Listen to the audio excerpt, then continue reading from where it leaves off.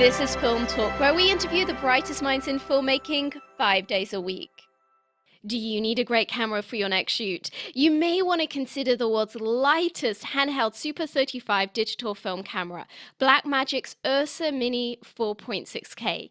The Ursa Mini boasts a 4.6K sensor, global shutter, and up to 15 stops of dynamic range. It's perfectly balanced for handheld use and comfortable enough to be used all day long. Scene 1, take 1. Film Talk Nation, we are greenlit for yet another great show. Vanessa Frank here, and I'm excited to bring you our featured guest today, Richard LaMotte. Richard, are you ready for your close-up? Well, I am if you are. I was born ready. Richard LaMotte has over 40 years' experience of filmmaking on both studio and independent features. His work as a costume and technical advisor includes films such as the Oscar-nominated The Mask of Zorro and Oscar winners The Last of the Mohicans and Pearl Harbor. And his work as a costume designer includes movies such as Rambo 3, The Goonies, The Island of Dr. Moreau, Gods and Generals, and the Oscar-nominated The Wind and the Lion. He is also the author of Costume Design 101, a comprehensive guide to creating costumes for film and television. Richard, it's an honor to have you on the show today. Oh, the honor's mine. So, Richard, how did you first get into the industry? How did I first get in? Yes. The old standard Hollywood nepotism. Okay, well, how did that come about? My mother was a pattern maker and cutter fitter, costume maker, and worked for many years for Edith Head. And I mean, she worked, I don't know how long, 50 years maybe in the industry from about 1920 on. And when I got out of the Marine Corps in 1965, she told me about at that time the producers had a apprenticeship program, and I went down and interviewed, and they accepted me and told me to start work at Fox Studios. Oh my gosh. So did you actually learn the practice of pattern making and sewing through your mother, or was that something you had to acquire while doing your apprenticeship? You know, actually, I never learned it, and I never learned it for a reason. Really? Yeah, I mean, I was familiar with pattern making, and I understood. It's hard to say. It's hard to describe. It's really a function that has to do with spatial relationships, because you have to visualize. You know, you're working with something usually flat, a piece of material, and you have to make it curve, usually around a human body. So how do you take that flat piece of material and make it curve? And this is where you get pattern cutting that introduces things like gussets and seaming. You know, how do you manipulate that fabric? So I understood that from watching her, but when I saw her work, and I saw her work so hard for so long, I decided I didn't want to do that. Yeah, I can well understand. So after this apprenticeship that you did, how did you first get that initial professional job or professional jobs within the industry that really formalized your career? Well, a couple of things happened. This was, 1965. I started at Fox Studios in the wardrobe department, and actually I wanted to work in the set construction. And they said, well, this is just temporary. So I started, and I was there for almost 40 years. Anyway, I worked on several shows at Fox as a costumer, and I got a lot of experience with the wardrobe department, with budgeting, with how to manage shows and so forth, worked with crews. And one of the biggest shows I worked on at the time was, two of them actually, was Hello Dolly and Tora Tora Tora. Wow. And, they were big shows. They had a lot of people, a lot of extras, a lot of clothes. And through that, I met a man, a costumer, who took me on Little Big Man, which was not a Fox show, but it was outside the studio. So once I did that, I was kind of introduced to the wider world of filmmaking and the wider world of independent production. And a couple of years later, I was on a movie called Dillinger, and I met the director, and we we just hit it off as kind of friends. And he was a budding director, and I was a budding sort of costume person. And he asked me to costume design his first film, which was The Wind and the Lion. Um, My gosh, so out of the gate, you really did come out strong. Well, I was scared to death. That's the old Yeah, I saying: would is imagine. we promise out of fear, or we hope promise out of hope and perform out of fear. Yeah. So that was I mean, my first. your first big gig being a Sean Connery movie that would go on to get Oscar nominated is quite a deal. Yeah, that's a story. Actually, the Designers Guild. I hate to tell the story, but the Designers Guild took my Academy Award nation away from me. They Really? said that I wasn't qualified because it was my first movie. And I think, to Wow. be honest with you, I think the problem was that at that year, they had also nominated A Man Who Would Be King, also with Yeah. Sean Connery, and costume designed by Edith Head. And I just have always suspected that the Designers Guild, who were, uh, in Hollywood, they had started the guild in the 50s, and I think, that Edith would have been their sentimental favorite, and I think that the idea that some upstart kid from the wardrobe department might win that nomination, I think just Mm. didn't sit right with them. So they Yeah. said, well, on your next one, you'll be eligible. But then Yes. that rule went away, of course, the next year. So, Oh gosh. Wow. Yeah, it's a very political process for sure. Well, Richard, you have worked on some beautiful movies. I know that as someone who is very interested in Native American culture, and I'm particularly excited to get to interview you today, as I know that that's an area that you have a particularly high level of expertise in that has led to a lot of work on projects such as The Last of the Mohicans. But how do you, having worked on such a variety of movies over the years, what do you see as being the ideal creative process for costume design? well, it's hard to say, really. I mean, when you say the ideal process, it's all a process of discovery, and what attracted me to the costume design in the first place was, when I was growing up, I saw movies like Ben-Hur, Mm, and these big, elaborate costume dramas, and it just, I don't know, as a kid in an audience, they were just more than you could imagine. They were just magnificent, big, huge edifices of film. And I think that kind of inspired me to really gravitate toward historical dramas and historical costumes. I really haven't done much in the way of modern shows, and I don't really care to. yeah. The whole idea of reviving a culture for the screen and bringing artistic principles to that, color theory, so forth, and making them uh, less fanciful and more sort of authentic looking is a pretty exciting concept to me. It's a pretty exciting job. I mean, ideally, the only thing that would really make it ideal is to have enough money to do it. Yes. But so often the budget's just not there to do the kind of work you'd really Mm. like to do.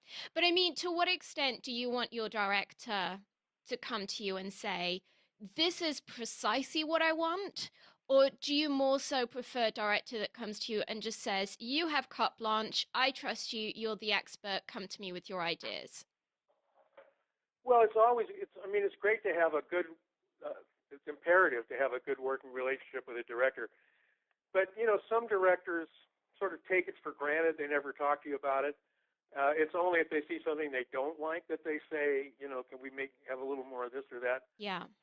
And, they're too busy. They have their own work to do. It's like, it is a collaborative process, but, you're just so busy, especially on period shows, that the only thing you can do, the best thing is to go to the set and see a big crowd of people, like hundreds that you've dressed in the morning, and you got out there and you look and you say, oh my God, this looks pretty good. This looks like a real movie, and Yeah, everybody's looking at the cameraman, what do you think? And he goes, yeah, it looks great.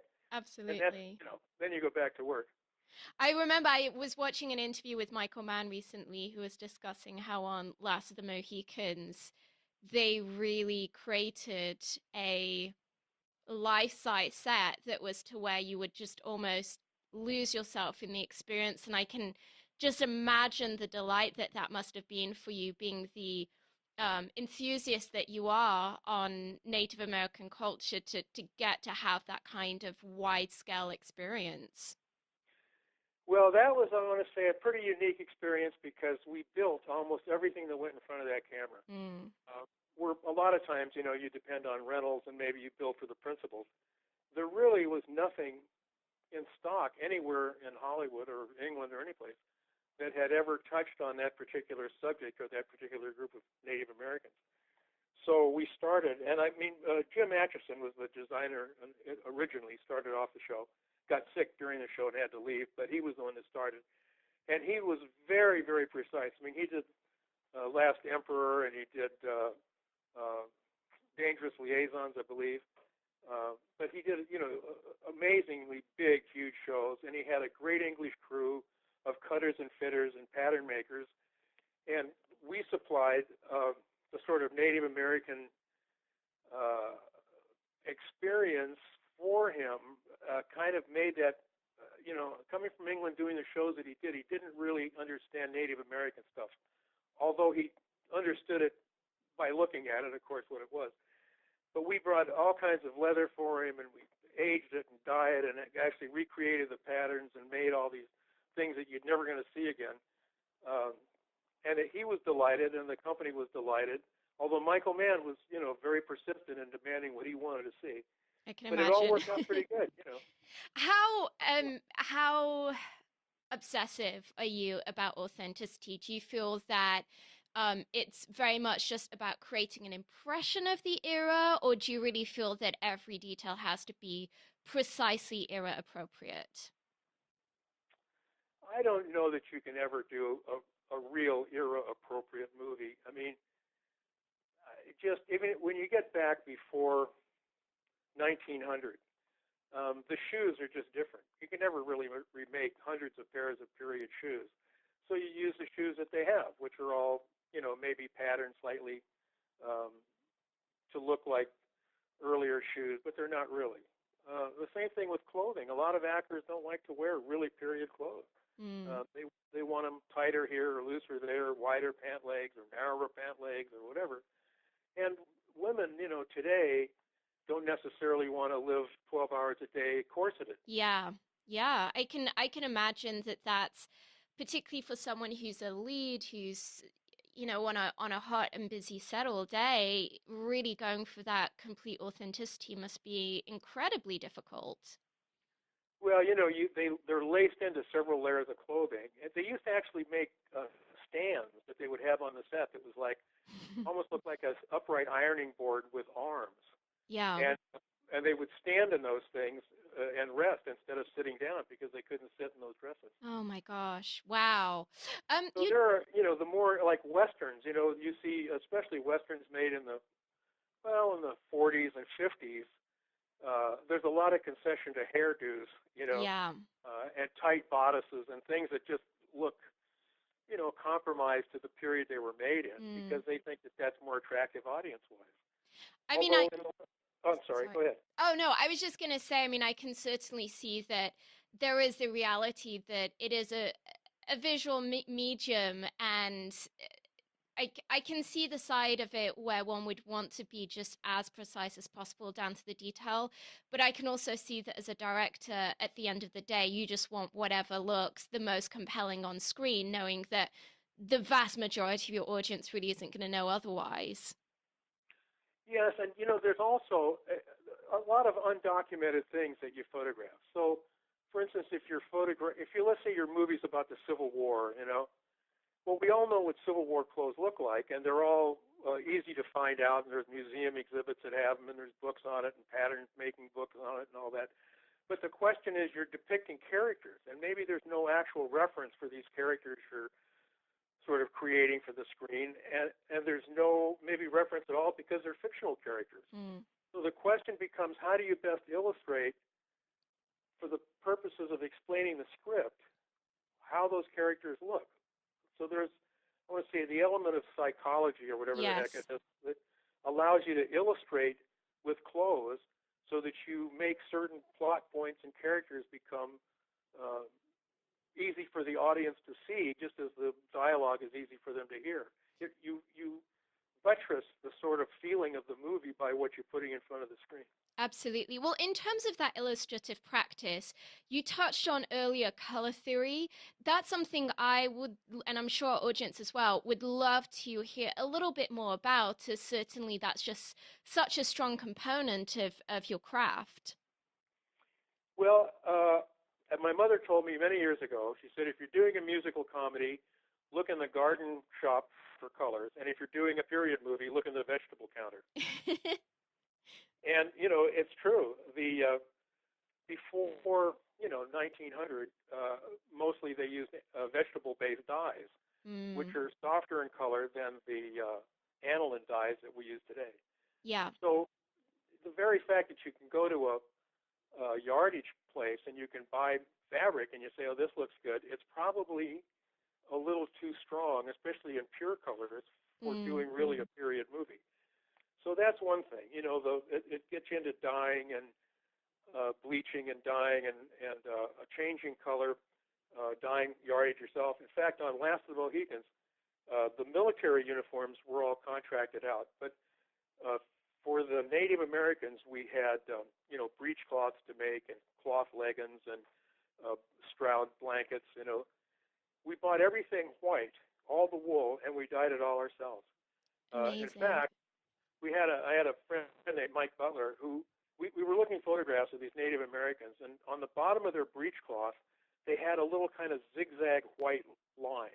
And we asked the historians, well, what is this? And he said, oh, well, in the old days, they used to get white wool, and they would put it in these clamps that had a sort of alligator tooth bottom, and they would dip that yardage into dye and then pull it out, let it dry, and when it dried, they'd take the clamp off, and it would leave the selvage with a little white alligator line on it. Oh, my gosh.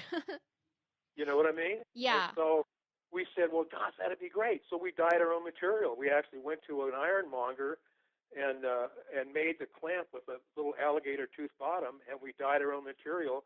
And the Indians incorporated that selvage into their design.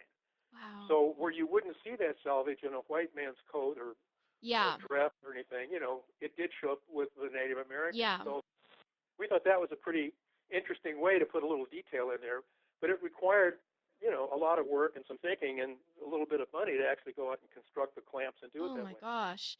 Well, I was fascinated a while back to hear of how on the movie 12 Years a Slave, similarly, the costume designer had really based the costumes around the colors of the local sets where they were filming. So the very shades of the earth and the vegetation around there were heavily drawn upon in those dyes and those colorations for those costumes, which I thought, again, it's one of those little details that no one's really going to sit there and probably go, in terms of the general audience, oh, I see what they've done. And yet in our subconscious, it really helps to create a very believable and comprehensive view of this world that allows that diegetic hypnosis to happen.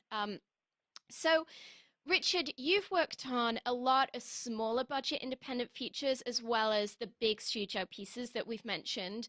For filmmakers who are looking to do a period or dystopian movie but really are on a restricted budget, what are some of the things that you'd recommend as being a means of achieving quality in costume design on a smaller budget? Well, I want to say every period has its own simplifications. So there are different ways, to attack lower budget shows. The more modern you get, and like I want to say, if you're doing a Western, a low budget Western, you can draw on modern made things, clothing from stores a lot easier than you can if you go back just 50 or 100 years earlier and you start working on Revolutionary War things.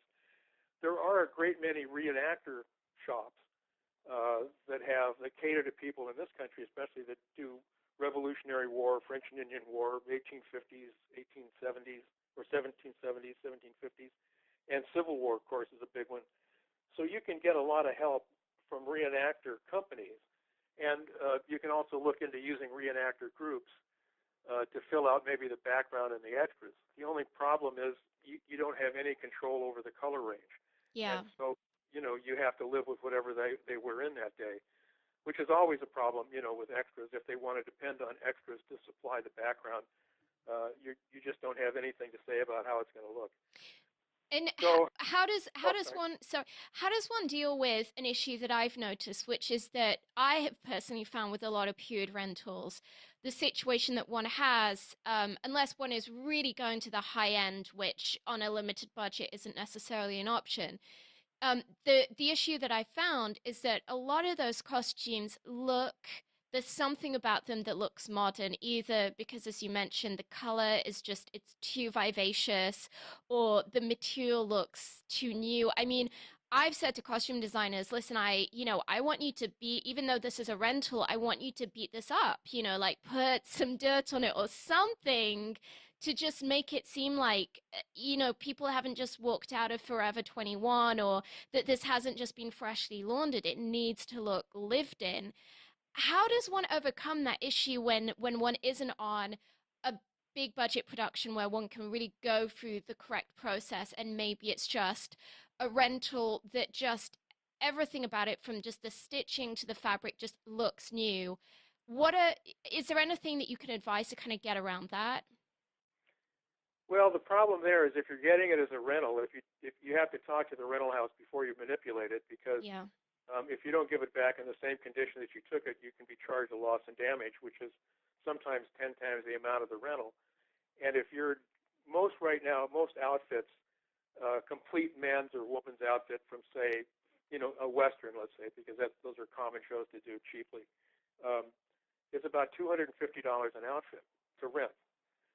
So, you could almost, we used to go and get shirts, modern day shirts from the department store, as long as they didn't have any poly content, as long as they were cotton, and maybe change the collar, take the modern collar off and Yeah. put a white standing sort of imperial collar on the modern shirt, and then dye everything. Mm. If you take a rent from different sources and you have different colors in your stock, and you put everything through an ecru wash or a light tan, we used to call it Technicolor tan or Technicolor gray, which were meant to do just that, soften the whites. Do you want to do something warm or cool? But if you run everything through a Technicolor tan 1 or tan 2 wash, then you it's like taking a painting and putting a thin, I forget the word for it actually, but It's like a thin coat of paint patina. over the. I'm sorry? It's kind of like a patina. Yes, it is. Well, Mm. it is putting a patina, a dye patina. And that kind of brings everything together. Yeah. What kills it on the screen is when you have, say, different people supposedly wearing white, and all those whites are different shades, and some glare and are hotter, and some are not.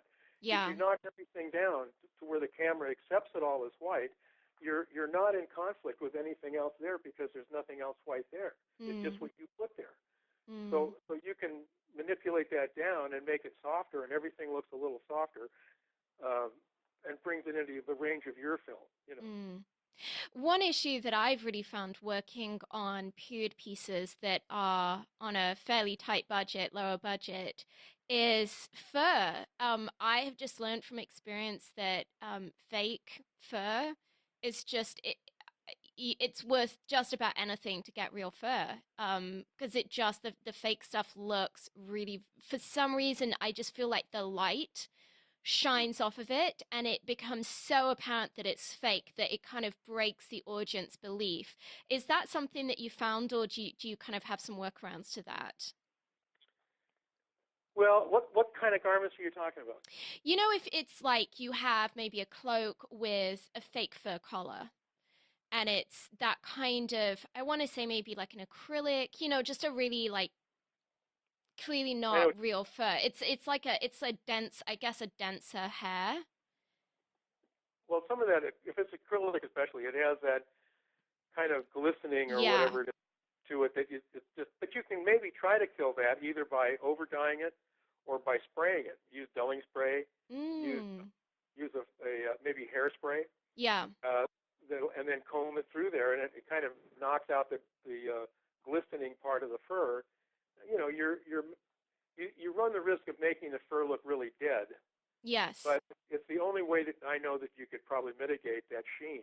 Yeah. Uh, Yeah, because yeah, I found covering. once it's on camera, it is really difficult to get rid of in post. It's just probably better to do it practically and get it right the first time round. So, Richard, you've had a very long and distinguished career.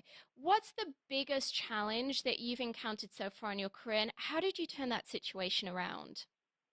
The biggest change? Challenge that you've Oh, had. challenge. Mm-hmm. Well, the biggest challenge now is, to work. The shows, number one, the big shows have just increased in budget size tremendously. So when I got into this, when I started this, which is almost 50 years ago now, they were, even the biggest show, Cleopatra, broke Fox Studios. It only cost $27 million. Oh my goodness. Little Big Man, which we shot 6 months. United States, Canada, came back to the States, went back to Canada for the winter, was 10 million. That's like the coffee budget of the Hunger Games. Yeah, exactly. And so when you were spending, you could do the whole show, and maybe you'd spend 100,000. I think the wardrobe budget for The Wind and the Lion was 150,000. Oh my gosh. So it was more. I mean, to say the money, while comparatively expensive, it wasn't as expensive, and there was more. What can I say? I don't want to say camaraderie, but there was some more flexibility. It was like we kind of all felt like we were just there, and I'm talking about production also. Like we were just there, we were making this movie. There was nothing insurmountable. If we needed a little money, it would be available because nothing really cost that much. And Yeah. the point was we were trying to make a movie that the director, it's his next career move. He wants to be proud of it and so forth. Now, it's $100 million to make Yeah, a movie. the stakes are so crazy high now. Yes, that there's no fun in it. Yeah. When I say no fun, it's like everybody is just wringing their hands because it's my God, you say you want something, it's like $10,000. Yeah, I know, it's crazy. Do you tend to find that when it comes to the costume department that it's an area that is maybe neglected in terms of budgets, that maybe it's an area that when they have to kind of rob from Peter to pay Paul, that's maybe the department's budget that gets raided, or have you found that not so much to be an issue? No, I think it's always an issue because, and this always surprised me, at places like Fox Studios, 50, 60 years ago, they used to have budget estimators. And those budget estimators were men or women that had sat in offices for themselves 20, 30 years and had gone over the budgets of, hundreds of movies. And when they got a script, they look at that script and they could say, they could pick generally where the locations were, how much construction was going to be involved, what parts could be shot on the lot, which at that time, the lots had major resources in terms of sets. And, the costume departments were full of stuff. And in fact, sometimes they used to take directors onto the lot, used to walk them through the lot, then walk them through the wardrobe department and say, well, come up with a movie where you can use a lot of Yeah. this stuff. Well, all that's gone now. I know. It's kind And, of crazy to me when I hear these stories of millions being spent on costumes that then are just resold. That there's a real issue right now in Hollywood of a lack of storage for memorabilia and costumes and props, and as a result, they're just being traded off on Amazon, and we don't have that resource these days in the same way that there were maybe 50 or 60 years ago. no, exactly. And, the other thing is when they do a budget now, I mean, everybody has their own way of doing them, but if you were just starting out and you would figure out, especially for television, what this product was worth. You're going to shoot something, a story of some kind. So, well, what is this project worth to the people who are going to sponsor it? Well, the project is worth, in terms of what it's going to net in, it's worth $10 million. So you say, oh, okay, so I can only spend $10 million to do this. And you say, well, how am I going to figure this out to make it equitable budget-wise? So they say, as a rule of thumb, well, 50% of your budget goes below the line, which is, $5 million in this case, and then a third goes above the line to support the actors, directors, lawyers, and so forth, and a sixth goes to post-production. So the 50% below the line, wardrobe gets 4% of the budget. It gets 4% because that 50% has to fund transportation, construction, the art department, hair and makeup, craft service, food, catering, everything else. Yeah. So that's how they walk into it. Well, maybe the first part of that movie, it's all set in 1812, and it's the burning of the White House by the Redcoats. So, well, how do you accomplish that for a fourth of the budget? I know. See, It's it's like, and then if you do anything, they say, well, you're over budget. Well, but yeah. I didn't make the budget. If I had made the budget, I would tell you that we had to build all those uniforms in England, and the crowds of people had to be blah blah blah, Yeah. and those outfits don't exist because it's just one of those obscure periods that the United States doesn't do. We don't make movies about 1912. Yeah. Yeah, So, it's definitely a bigger issue on some productions than others. well, and also I think what's happened is because so many production people have come out of commercials and independent films, they don't really understand that wardrobe, like an iceberg, is only visible, the top third is only visible. You Mm. don't see the two-thirds of infrastructure that go into maintaining that stuff, the clothes, maintaining them, turning them over, doing fittings, doing aging, doing progressive multiples, and so forth, Mm. and and to support what you see on top on that daily extra call. So Absolutely.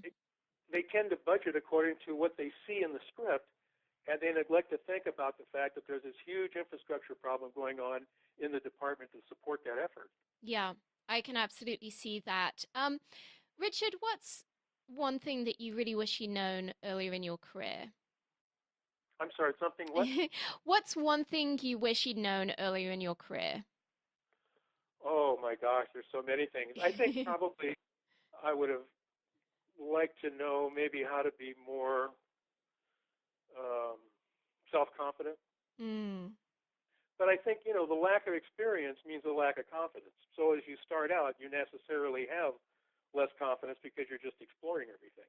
Yeah. Uh, but, it makes it harder. In my case, I got very argumentative with people because, if I figured out how I was going to do this show in terms of rentals and purchases and so forth, that's how I knew to do it. And if Yeah. somebody came and said, well, let's just change and do this or that, I would be very obstinate about that because I feel like I'd been thrown into uncharted waters. So I could pull off a good show and I could, make it happen, but I had to do it kind of the way I had figured it out and organized it. I was not open to a lot of changes. Think there's a huge amount of wisdom behind that. Well, Richard, we're about to enter our final act in which we're going to be getting some of your top recommendations. But before we do so, let's take a brief moment to thank our sponsors. When you're putting together that masterpiece movie, the coloring is a major creative decision. It can make the difference between whether the audience interprets your story as warm, cold, dark, or light, and it can help define the genre of the film. Here's a quick tip. Horror movies tend to have blue tones, romantic comedies tend to have warm tones, apocalyptic movies tend to be grey and washed out, movies in which reality is off kilter tend to have green tones, and action movies tend to feature a lot of teal and orange, particularly in their artwork. The Emmy Award winning Da Vinci Resolve from Blackmagic will help you get that perfect color for your next production. The Da Vinci Resolve 12 combines professional non-linear video editing with the world's most advanced color corrector, so you can now edit, color correct, finish, and deliver all from one system. The Da Vinci Resolve is completely scalable and resolution independent, so it can be used on set, in a small studio, or integrated into the largest Hollywood production pipeline. From creative editing and multi-camera television production to high-end finishing and color correction, only Da Vinci Resolve features the creative tools, compatibility, speed, and legendary image quality that you need to manage your entire workflow, which is why it is the #1 solution used on Hollywood feature films. Richard, welcome to the final act where you'll be sharing incredible resources and mind-blowing answers. Are you ready? I am. Richard, what's the best advice you've ever received? Not to be too hasty. How has that played out for you in costume design? No, I think that's good because Yeah, there are a lot of problems that come up. yeah, Problems in fittings, problems with actors, problems with the money, problems with producers, and so forth. And I think the worst thing you can do is jump to an answer mm, when if you just have a little patience and just let things work out. you never know where the other person's head is. You never know what they're facing, and the kind of problems that they're finding from someplace else, and they're just bringing them to you, and you know, and usually most situations kind of blow over. Yeah. So it's not really a good idea to just respond right away and get angry or whatever, start being defensive about something. Mm. Consider everything. Use a little critical thinking and kind of and patience. I think that's the best advice I can give you. Yeah.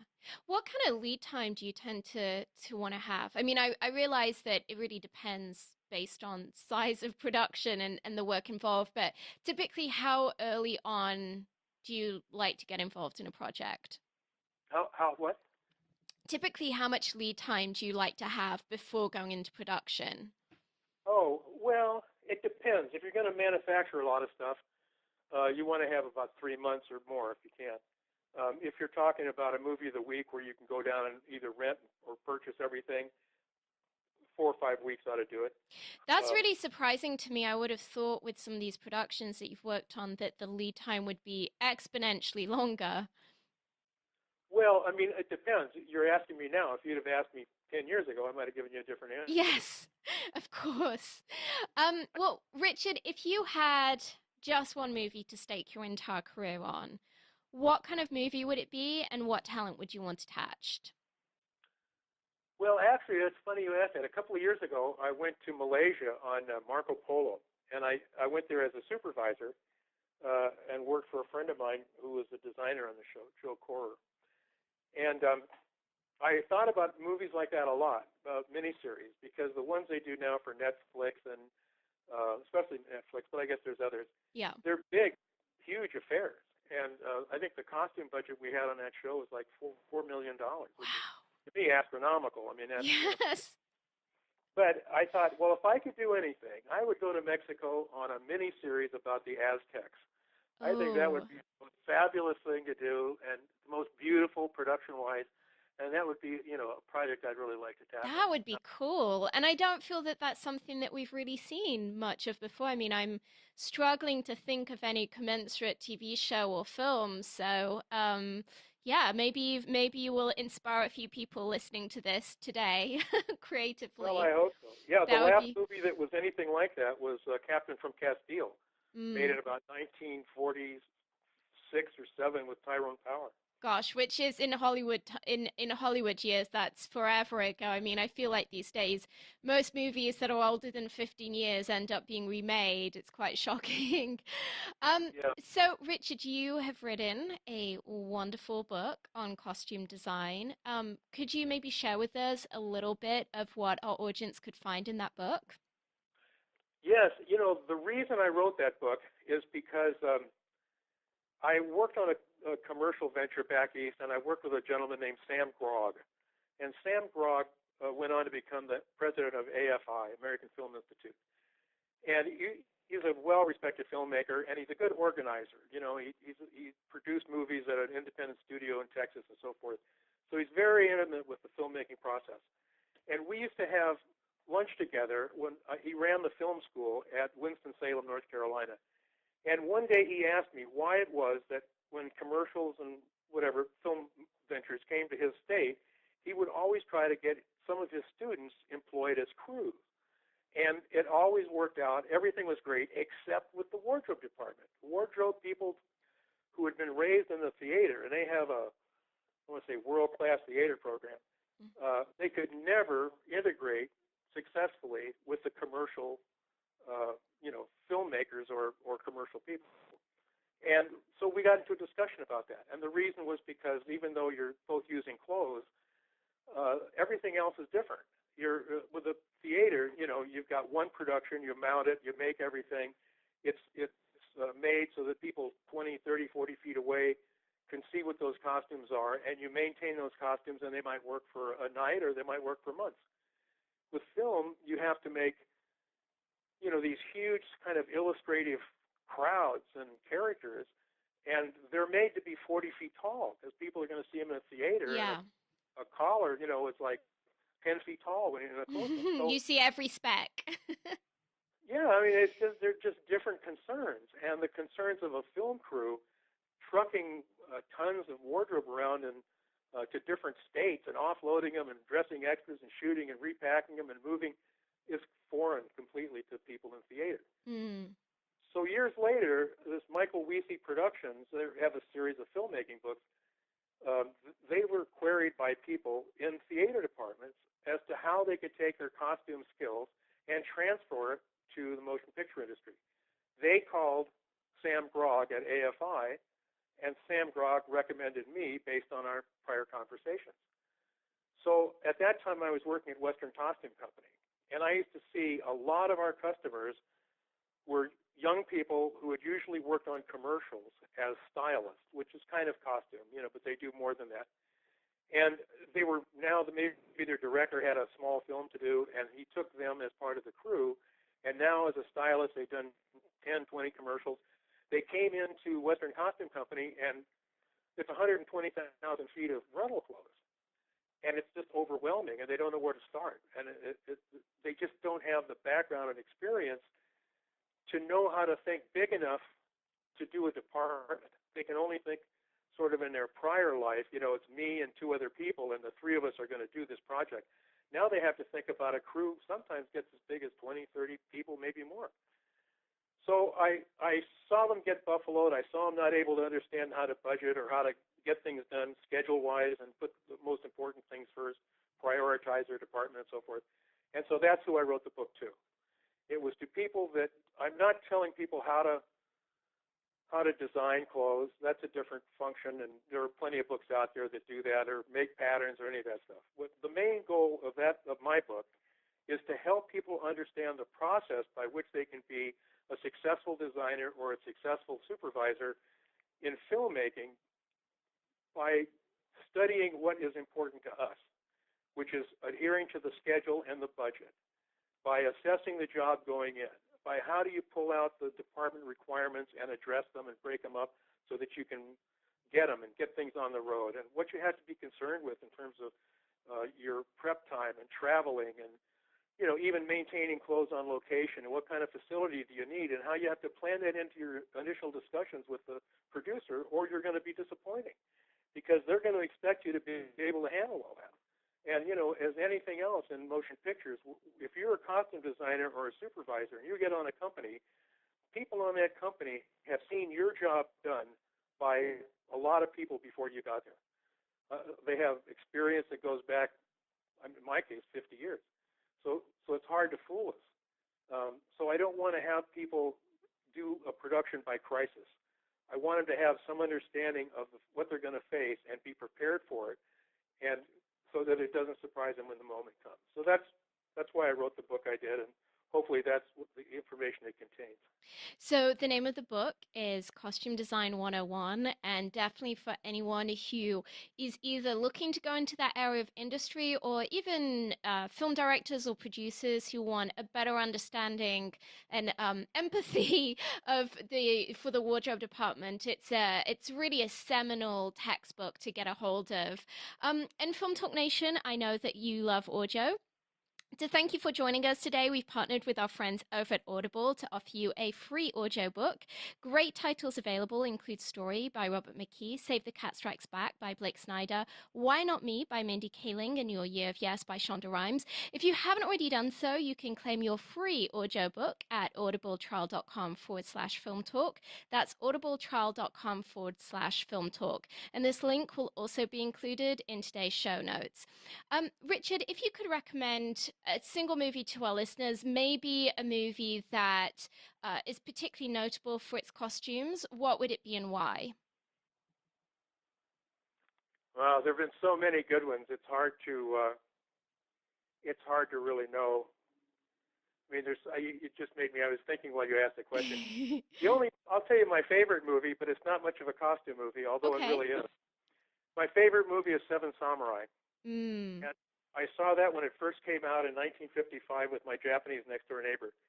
And to anyone who tries to watch it, it's not a modern movie, so it's a little tedious. But what you have to pay attention to and remember is that everything in that movie is handmade. So while they're in these ragged kimonos and ragged, droopy clothes and so forth, they were all fashioned, made, designed, printed for those characters. characters, especially, each one individually, the consummate look of the whole thing. I mean, Kurosawa moved entire historical buildings to the one side Oh to my construct his gosh. village. He went out all over Japan, Oh and my they gosh. authentic old farmhouses, and they tore them down and had them rebuilt piece by piece on the set to construct that village. And the same thing with the clothing and the antique weapons and everything else. So to me, it's like just an amazing film. Although Yeah. it's pretty old now, but it's Well, I mean, you kind of can't go wrong with Kurosawa. I think it's one of his work is some of the most foundational work that one can look at as a filmmaker. But I have to say, I really had no appreciation previously for the art department element of it, which I think is a really fascinating insight. yeah. There's the funny story. There is his famous quote is filmmaking. All filmmaking is a spiritual quest. So if you, I mean, I hate to say keep that in mind because it's kind of heady if you're really talking about everyday work and life experience. But everything you do actually, to some degree, is a spiritual quest or can be. So if you're talking about designing motion pictures and you think of that spiritual quest thing, what you're trying to do is identify and bring to the screen the essence of what might have been historically, or the essence of a well-balanced, beautiful, art-directed movie in terms of its color and so forth. So there is an essence there. It's not just throwing stuff together, and that is something worthwhile to keep in mind. I completely agree. Richard, do you have a website or an app that you find particularly useful in your filmmaking endeavors? Well, I do have a website. It's kind of a resume website, Mm-hmm. and it's just my name, www.richardlamotte.com, and it has a list of experience and shows I've worked on and independent things I've done and so forth in terms of filmmaking. And then I have another. It leads you to a gallery site, which is www.richardlamotte.gallery.com.